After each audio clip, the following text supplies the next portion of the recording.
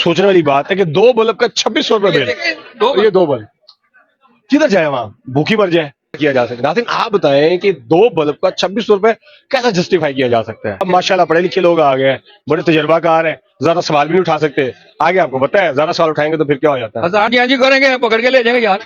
कोई कानून नहीं है ना, गरीब के लिए कानून है, अमीर के लिए कोई कानून नहीं है। रोटी कमाना मुश्किल हुआ है मार्केट में, आप यकीन करें। वोट से कौन आया, आज तक कोई भी नहीं आया। सर आप हमारा सॉफ्टवेयर अपडेट करवाना चाह रहे हैं? हमने किसको वोट डाला? हम ये जो जबरन आए हुए इनको डालने, जो जबरन गवर्नमेंट हॉस्पिटल पंजाब के सारे उन्होंने ठेके पे दे दिए हैं और स्कूल सारे ठेके पे दे दिए हैं।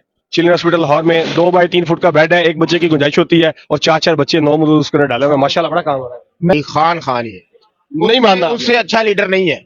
अस्सलाम वालेकुम नाज़रीन, मैं खालिद चौधरी और आप देख रहे हैं सुबह टीवी। नाज़रीन ज़िमनी इंतखाबात पंजाब में चल रहे हैं, पंजाब के कुछ इलाकों में, लेकिन सबसे दिलचस्प मुकाबला जो है वो NA 129 लाहौर के अंदर है। वो इसलिए कि यहाँ पर PTI का कैंडिडेट खड़ा हुआ है।